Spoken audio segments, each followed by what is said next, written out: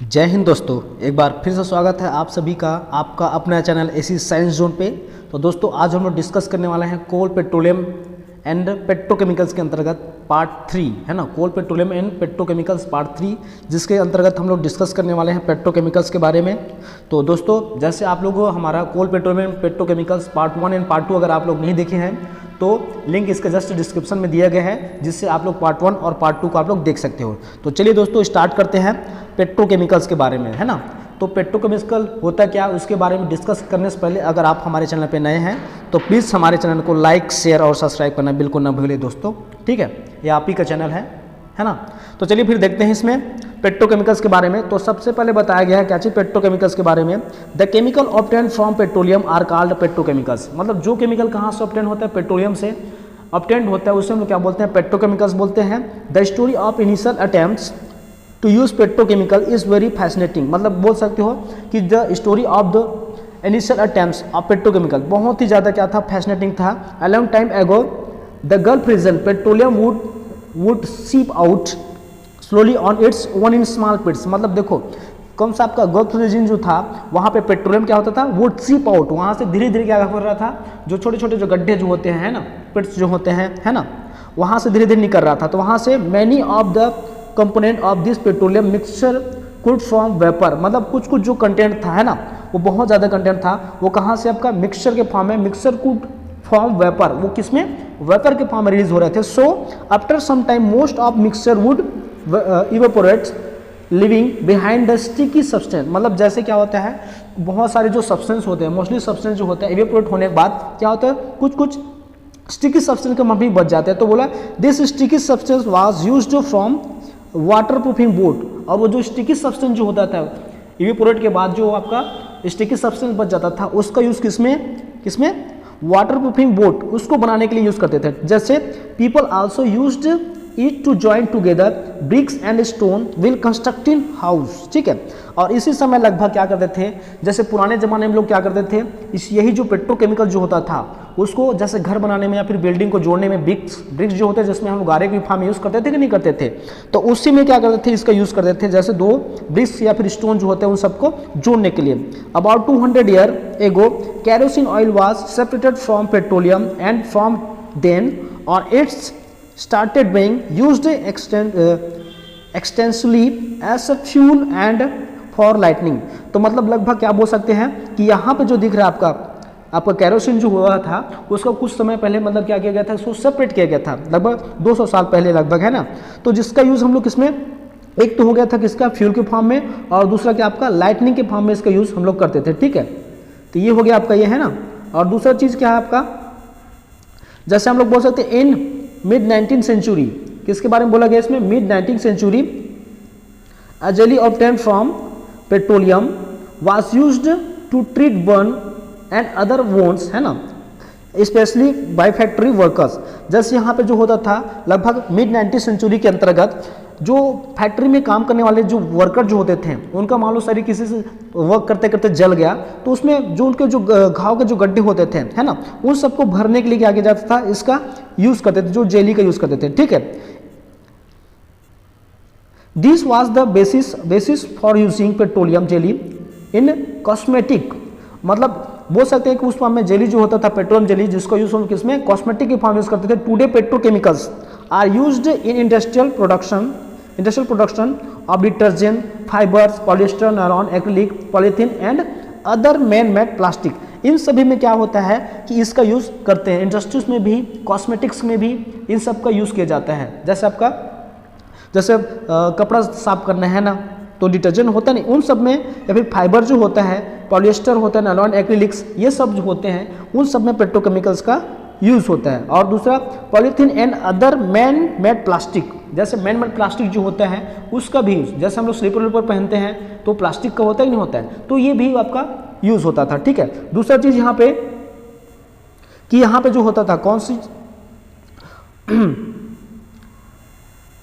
Our world has been revolutionizing by the use of plastic products in various fields। मतलब देखो our world has been revolutionized by the use of plastic products in various fields। The plastic industry play an important role in our country's economy, मतलब बोल सकते हो कि बहुत सारे है ना, world has been revolutionised by the use of plastic products in various field, मतलब डिफरेंट डिफरेंट फील्ड्स में क्या कर सकते हैं कि आपका जो पूरा जो वर्ड है लगभग है ना, रिवोलाइजेशन की प्रोसेस में लगभग प्लास्टिक का बहुत बड़ा योगदान है ना। तो यहाँ पे बोलो the plastic industry plays an important role in our country's economy, हमारे जो कंट्री की इकोनॉमी में प्लास्टिक का जो यूज है या फिर इंडस्ट्रीज है उसका बहुत बड़ा योगदान बोल सकते हो। The important of plastic in increasing day by day with the wide spread use of plastic object, मतलब लगातार इनके यूज करने की वजह से, डे बाय डे यूज करने की वजह से क्या हो रहा है, आपका प्लास्टिक इधर उधर आपको पड़ा मिलता है ना कहीं भी। जैसे हम लोग सिंपल एग्जांपल ले सकते हैं किसका, कि हम लोग मालूम मार्केट गए हैं, अगर हम थैला नहीं पकड़े हैं है ना, तो वहाँ पे हम लोग बोलते हैं कि प्लास्टिक का जो बैग आता है, कैरी बैग आता है, उसमें पैक करके दे दो, ऐसा होता है। तो इस वजह से इसका डिमांड इतना ज़्यादा बढ़ गया है कि इसको कहीं कहीं भी फेंक देते हैं, जो कि कभी भी डिकम्पोज नहीं हो पाता, बहुत सारी चीज़ है ना। तो इसको हम लोग कैसे यूज़ कर सकते हैं, तो इसके लिए क्या कर सकते हैं, रिसाइकलिंग प्लास्टिक। तो जो प्लास्टिक जो होता है सड़ता गलता नहीं है, तो हम उसको क्या कर सकते हैं, रिसाइकल कर सकते हैं। रिसाइकल करने का मतलब है कि उसको एक बार फिर से यूज़ किया जा सकता है, ठीक है। तो आगे देखते हैं रिसाइकलिंग प्लास्टिक के बारे में। तो बोला गया इसमें plastic object are throw away once they are used but they do not get decompose in the soil, मतलब बोल सकते हो क्या चीज़, हमारे पास जो दिख रहा है आपको कौन सा प्लास्टिक जो होता है ना, वो उसका तो यूज़ होता है, लेकिन इसको बहुत ज़्यादा यूज़ कर रहे हैं, लेकिन इसका डिकम्पोज नहीं हो पाता। जैसे आपके पास जो प्लास्टिक जो बोला गया यहाँ पे देख सकते हो डिकम्पोज है नहीं, decompose in the soil, so it become necessary to either break down plastic और मेक देम, क्या बोल सकते हैं, make them suitable for use. या तो हम लोग क्या करें इसको, it is necessary to either break down plastic और make them suitable for reuse, मतलब इसको हम लोग ब्रेक डाउन कर सकते हैं या फिर इसको सुटेबल रीयूज में ला सकते हैं, मतलब ब्रेक डाउन करके। The process of converting waste plastic, क्या बोला गया, the process of converting waste plastic object into useful product is now as plastic recycling बोल सकते हैं। किसको, the converging waste plastic object into useful product it known as plastic recycling बोल सकते हो। मतलब जो आपका प्लास्टिक जो होता है वेस्ट प्रोडक्ट है उसको हम लोग रिसाइकलिंग करके या फिर बोल सकते हैं उसको रीयूज करके रीयूज में ला रहे हैं, तो उसको हम लोग क्या बोल सकते हैं, रिसाइकलिंग बोल सकते हैं। In 1988 different type of plastic were given identification code by the society of the plastic industry, है ना। Before recycling plastic item are separated according to their identification code, है ना।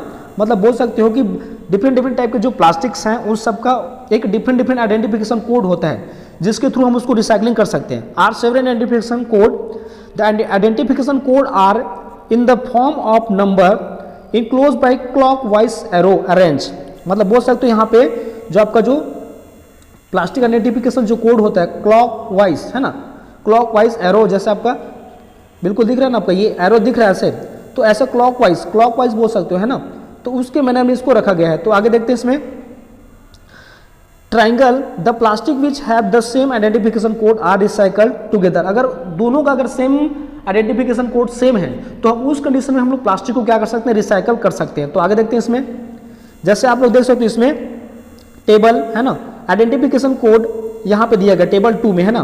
तो यहाँ पे देखो सबसे पहले कि आपका नेम ऑफ ऑब्जेक्ट, यहाँ पे कोई भी जो ऑब्जेक्ट है यहाँ पे इसका नेम दिया गया, यहाँ पे वाटर बॉटल जैसे वाटर बॉटल के बारे में दिया गया इसमें, है ना, वाटर बॉटल, कोल्ड ड्रिंक्स हो गया आपका, है ना, जैम जार, ये सब क्या आपका नंबर 1, इसका आइडेंटिफिकेशन कोड कितना आपका नंबर 1 पोजीशन पे है। तो इसके अंतर्गत जो भी चीज़ आएगा उसको हम लोग रिसाइकल कर सकते हैं, मतलब उसको दोबारा यूज कर सकते हैं। दूसरा आपका इसमें नंबर 2 पे दिया गया आपका कौन सा, वाटर पाइप दे दिया आपका, टॉय, जूस बॉटल्स, है ना, शैम्पू एंड आइसक्रीम कंटेनर, ये सभी दे दिया गया है। तो इस कंडीशन में इसके अंतर्गत जितने भी जैसे नंबर 2 वाले जो जितने भी आइडेंटिफिकेशन कोड रहेंगे प्लास्टिक के, तो उसको हम लोग क्या कर सकते हैं, रिसाइकल कर सकते हैं इसी के फॉर्म में। तीसरा पीवीसी पाइप, है ना, पीवीसी पाइप, जूस बॉटल, ये सब जो दिख रहे हैं इसके अंतर्गत हम इसको यूज कर सकते हैं। उसी तरीके से बहुत सारे नंबर 4 पे आपका, नंबर 5 के, नंबर 6 पे, नंबर 7 पे, इसमें भी क्या आपका बहुत सारे प्लास्टिक जो होते हैं उन सब का यहाँ पे यूज होता है। और नीचे तो आप लोगों के लिए एक होमवर्क है, समझ लो, है ना, कि यहाँ पे जो दिख रहा है आपका 1 4 5 6 7 नंबर का जो दिख रहा है कोड, उस कोड के अंतर्गत कौन कौन सी चीज़ आ सकते हैं आप कमेंट बॉक्स में जरूर बताइएगा, है ना। उसके नेक्स्ट वीडियो में हम लोग इसके बारे में बता सकते हैं, ठीक है, कि कौन कौन सा जो आपका जो सैम्बल दिख रहा है आपका 1 2 3 4 5 6 7 इन सब का हम लोग नाम बता देंगे, ठीक है। तो आप लोग क्या कीजिएगा, कमेंट बॉक्स में जरूर बताइएगा कि आइडेंटिफिकेशन कोड 4 5 और 6 7 के अंतर्गत कौन कौन सा आपका ये आपका प्लास्टिक आता है, ठीक है। तो आगे देखते हैं इसमें सबसे पहले देखते हैं इसके बाद कंबशंस ऑफ फ्यूल। यहाँ पे मेन टॉपिक क्या आपका कंबशंस ऑफ फ्यूल दिख रहा है यहाँ पे। We know that all object, क्या चीज बताएगा इसमें, we know that all object, we know that all object, एक सेकंड रुक गया है, हाँ, we know that all object need oxygen to burning in presence of oxygen now as combustions। मतलब जितने भी जो ऑब्जेक्ट जो होते हैं किसके, सभी ऑक्सीजन के प्रेजेंट में जलते हैं, उन सब के लिए क्या चाहिए आपको, ऑक्सीजन चाहिए। तो जो भी प्रोडक्ट है, फिर जो भी चीज क्या कर रहा है आपका, burning in presence of oxygen is now as combustions. तो ऑक्सीजन के प्रेजेंट में जो चीज भी जल रहा है उसको हम लोग क्या बोलेंगे, कम्ब्यूशंस, या फिर इसको दहन बोलते हैं। तो बोला गया इसमें here released, heat is release during combustions. यहाँ पे जैसे कोई भी चीज जब जलता है उसके साथ क्या होता है आपका, हीट रिलीज होता है during combustion. Therefore it is an exothermic process. जैसे हमारे पास कोल जब जलता है, कोयला जब जलता है तो उसके साथ साथ क्या निकलता है आपका, हीट भी प्रोड्यूस होता है, फिर रिलीज होता है। तो इस कंडीशन में हम लोग बोल सकते हैं उसको एंडो, है ना, एक्सोथर्मिक प्रोसेस बोल सकते हैं उसको। तो जैसे यहाँ पे बोला गया the combustions of coal mainly produced carbon dioxide and heat. तो यहाँ पे जो दिख रहा है कम्बशन आप जो कोल जो होता है यहाँ पे आपका कार्बन डाइऑक्साइड और आपका कौन सा आपका हीट दोनों क्या कर रहा है आपका प्रोड्यूस कर रहा है। तो इसको क्या बोल सकते हैं, कम्बशन बोल सकते हैं। लेकिन दूसरा चीज बोला गया है, if coal is burn in insufficient oxygen then carbon monoxide is produced. अब देखो यहाँ पे इसमें देख सकते हो कि यहाँ पे अनसफिशिएंट ऑक्सीजन जो होता है उसके प्रेजेंट में आपका ये जल रहा है। तो इस कंडीशन में बोल सकते हो कि इसमें मोनोऑक्साइड का क्या होगा, फॉर्मेशन होगा। जैसे C+½ ऑक्सीजन यहाँ पे जुड़ रहा है तो उस कंडीशन में क्या होगा, कार्बन मोनोऑक्साइड का फॉर्मेशन होगा और साथ ही साथ में आपका हीट रिलीज होगा।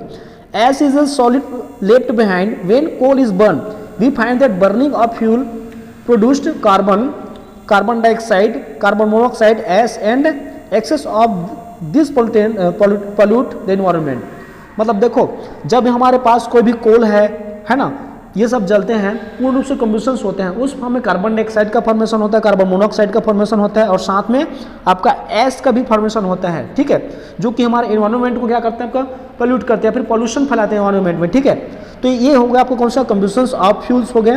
उसके बाद देखो दूसरा, लगातार हम लोग क्या कर रहे हैं, फ्यूल का हम लोग लगातार यूज कर रहे हैं, ठीक है, समझ रहे हो बात। जो आपका बहुत सारे जो फ्यूल्स हैं, है ना, तो उन सभी फ्यूल्स को क्या कर रहे हैं हम लोग लगातार यूज कर रहे हैं। तो एक समय के बाद क्या हो जाएगा, वो खत्म हो जाएगा, समाप्ति के घर पर आ जाएगा, ठीक है। तो इसके लिए हम लोग क्या कर सकते हैं, तो यहाँ पे बोला गया है आपका act of increasing use of fossil fuel on the environment. तो लगभग लगातार जो आपका फॉसिल फ्यूल का जो यूज़ किया जा रहा है उसका हमारे इन्वायरमेंट पे क्या इफेक्ट पड़ता है ये देखते हैं, ठीक है। तो बोला गया इसमें effect of increasing use of fossil fuel on the environment. तो फर्स्ट ऑफ ऑल बोला गया इसमें, if we continue using fossil fuel at this rate the environment will be adversely affected। मतलब अगर हम लोग इसी दर से, इसी रेट से अगर हम लोग लगातार फॉसिल फ्यूल का अगर हम लोग यूज़ करते रहे तो हमारे इन्वायरमेंट में बहुत गहरा असर इसका पड़ेगा। तो बोला गया इसमें first of all a part of the carbon dioxide produced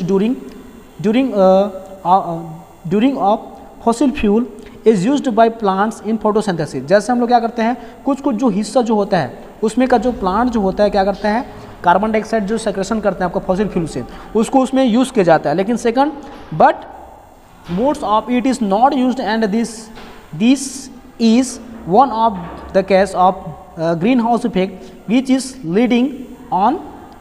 leading to an increasing the earth temperature.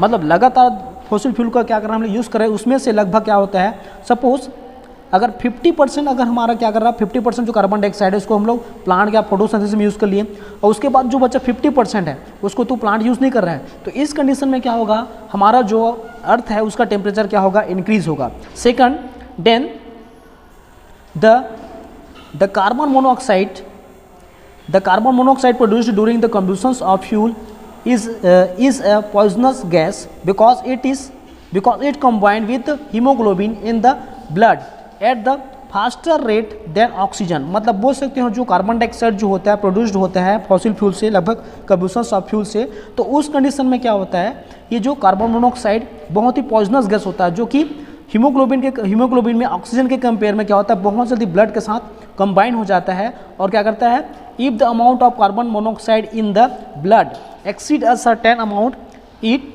Can cause death. और लगातार क्या होगा, कार्बन मोनोऑक्साइड के यूज़ होने की वजह से मतलब क्या हो सकता है, ब्लड में अगर मिक्स हो जाता है तो हमारे लिए हार्मफुल है, तो इस कंडीशन में उस व्यक्ति का डेथ भी हो सकता है। ठीक है, तो आगे देखते हैं इसमें, the ash produced during combustion of coal is now as fly ash because, है ना, the ash produced during the combustion of coal is now as fly ash because it flies out of the chimney, है ना, and settle down in nearby area. मतलब देखो chimney से क्या होता है, निकलने के बाद वो क्या होता है, उसको छोटे छोटे पार्टिकल्स के फॉर्म में रहते हैं, तो ये क्या होता है, नीचे आके सेटल डाउन हो जाते हैं, किसी भी लिप सरफेस में आपका सेटल डाउन हो जाते हैं, या फिर बोल सकते हो कि कहीं ना कहीं कोई भी जगह में क्या होता है, जम जाते हैं। इसके वजह से क्या होता है, जो फोटोसिंथेसिस की जो प्रोसेस होती है या फिर ट्रांसपरेशन की जो प्रोसेस होती है, तो वो नहीं हो पाती प्लांट में। इस कारण से प्लांट का भी क्या हो सकता है, डेथ हो सकता है। साथ ही साथ बोला गया इसमें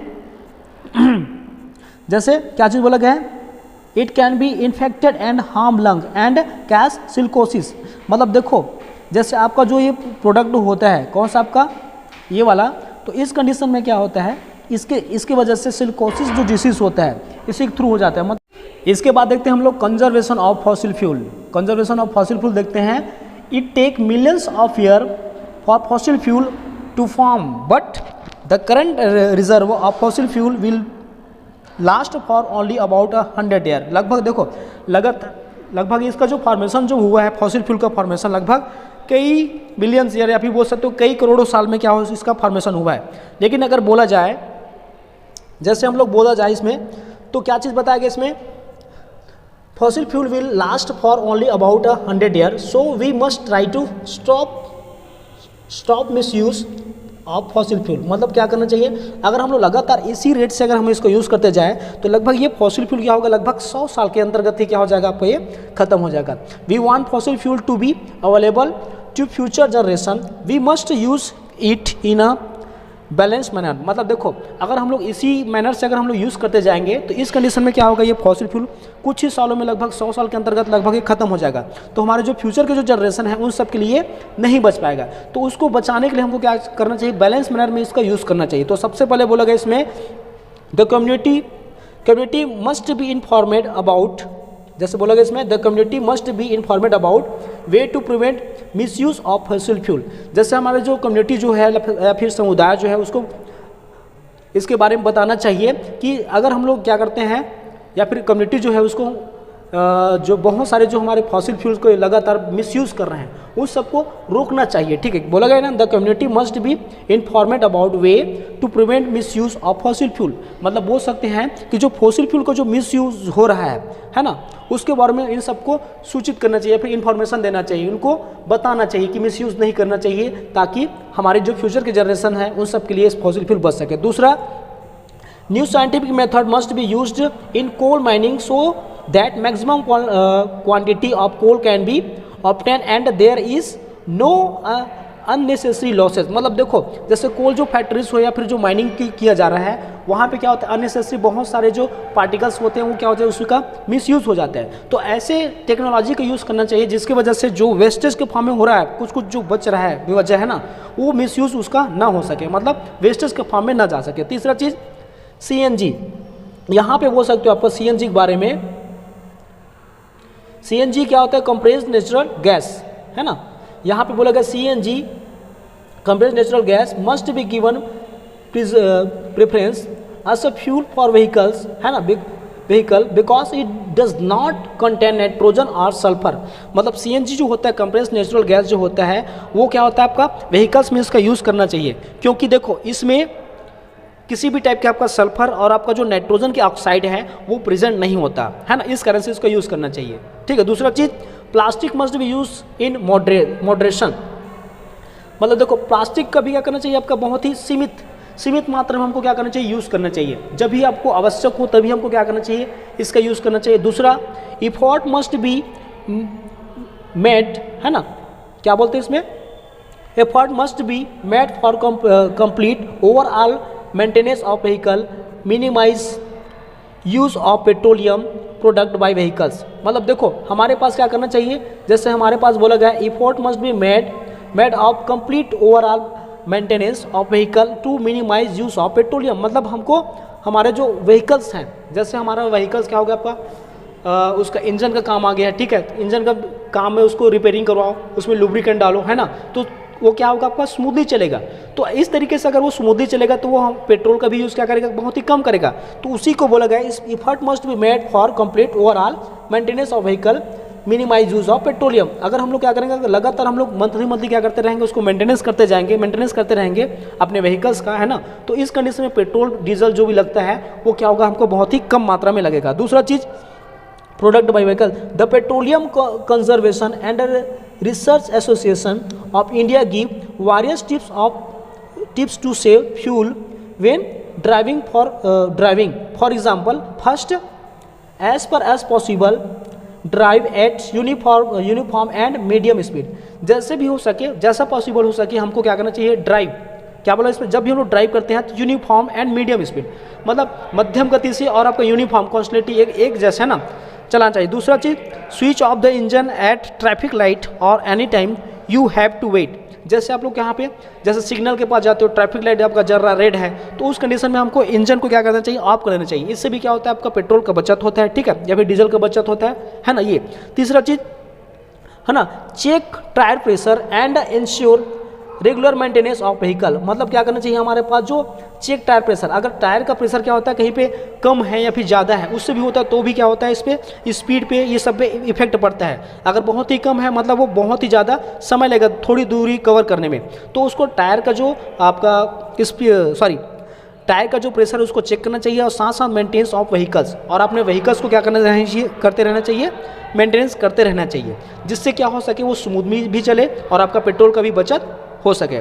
तो दोस्तों अगर आपको हमारा वीडियो पसंद आए तो हमारे वीडियो को लाइक शेयर सब्सक्राइब करना बिल्कुल ना भूलें, और अंत में बेल आइकन जरूर प्रेस करें ताकि जब भी हम लोग नए नोटिफिकेशन डालें वो आप तक पहुंच जाए। और दोस्तों इसका part 1 part 2 coal petroleum petrochemicals part 1 part 2 का लिंक डिस्क्रिप्शन नीचे में दिया गया है, तो आप वहां से जाके देख सकते हो। और ज़्यादा से ज़्यादा अपने दोस्तों को, परिवार वालों को, या फिर जिसको इसकी नीड है उन सभी को ये सब शेयर कीजिए। मिलते हैं नेक्स्ट वीडियो में, तब तक के लिए जय हिंद, वंदे मातरम।